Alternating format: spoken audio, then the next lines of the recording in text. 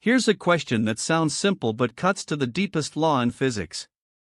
Drop a cup, and it shatters. But you have never, not once, seen shards leap off the floor and reassemble into a cup. The laws of motion don't forbid it, every collision is perfectly reversible, yet it never happens. Heat flows from hot to cold, never back. Gas fills a room, never collects in one corner. Something points the arrow of time in one direction, and that something has a name, entropy. By the end of this video, entropy won't be a vague word for disorder.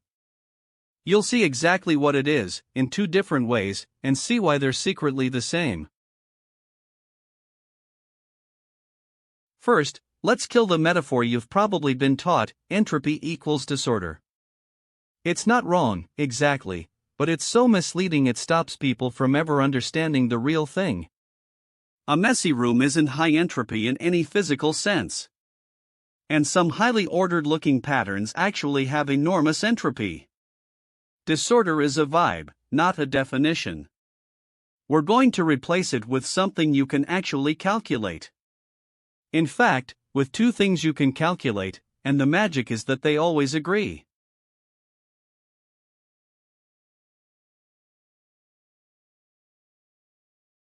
Start with the definition engineers actually use, from Clausius. The change in entropy is the heat added reversibly, divided by the temperature at which you add it. That's it. Read it slowly: adding heat to something raises its entropy. But here's the subtle, crucial part: the temperature in the denominator. The same chunk of heat raises entropy far more when the system is cold than when it's hot. Think of it like a whisper: one whisper changes a silent library completely, but means nothing in a roaring stadium. Heat into a cold system is a big relative disturbance, into a hot system, barely noticed. Now watch this definition do real work. 1,000 joules flows from a hot block at 400 Kelvin to a cold one at 300. The hot block loses entropy, minus 1,000 over 400, minus 2.5. The cold block gains, plus 1,000 over 300, plus 3.33. Add them, the universe's entropy goes up by 0.83. Positive. Now try to run it backwards: heat from cold to hot. Every number flips sign, the total becomes negative, and that is exactly what the second law forbids. Heat flows hot to cold for one reason only: it's the direction that increases total entropy. But Clausius only tells us entropy increases, not why. The formula is a law we observe, not an explanation. To actually understand entropy, to see why the universe has a preferred direction at all, we have to zoom in, all the way down to the molecules.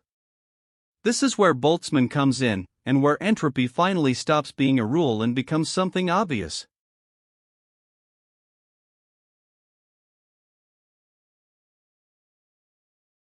Here's the one idea everything rests on. A macrostate is what you can measure from outside, like simply how many molecules are on the left versus the right of a box. Right now we measure 3 on the left, 1 on the right. A microstate is the full detail, exactly which numbered particle is where. So this arrangement, with particle 4 on the right, is one microstate of the 3-1 macrostate.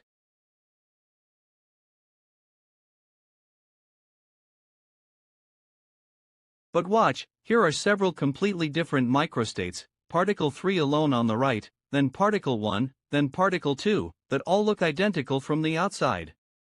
All of them are still 3 left, 1 right. The macrostate hasn't changed, but each is a distinct microstate. W is the count of all the ways, all the microstates, that produce the same measurable macrostate. Some macrostates can be built only a few ways. Others, in astronomically many. That difference is everything. Let's actually count, with just 10 particles, each either on the left or the right. The ordered macrostates, all 10 on one side, can happen exactly one way each. W equals 1. But a 50-50 split, 5 left, 5 right? There are 252 different arrangements that give it. Look at the shape, it's overwhelmingly peaked in the middle. The balanced, spread out macrostate isn't special, it's just the one that can be built in the most ways. All of it sums to 2 to the 10th, 1024 total microstates. The system, left to itself, simply spends its time in whatever macrostate owns the most of them. Not because it wants disorder, but because there are vastly more ways to be spread out than to be bunched up. Boltzmann turned that counting into a definition, the equation carved on his gravestone. Entropy equals Boltzmann's constant times the natural log of W, the number of microstates. More ways to arrange the molecules, more entropy. The all-on-one-side state has W equals 1, and the log of 1 is 0, 0 entropy. The spread-out state has huge W, and so high entropy. Why the logarithm? Because entropy should add when you combine systems, while the number of microstates multiplies, and the log is exactly what turns multiplication into addition. And now the moment this whole video has been building to. Take one single experiment, 1 mole of gas doubling its volume, and compute the entropy change both ways. Clausius, from heat and temperature, gives n R log of the volume ratio, which is R log 2, 5.763 joules per Kelvin. Now Boltzmann. When the volume doubles, every one of the n molecules gets twice the space, so the microstates multiply by 2 to the power n. The entropy change is Boltzmann's constant times the log of that, which is n times k times log 2. And here's the magic. Avogadro's number times Boltzmann's constant is exactly the gas constant R.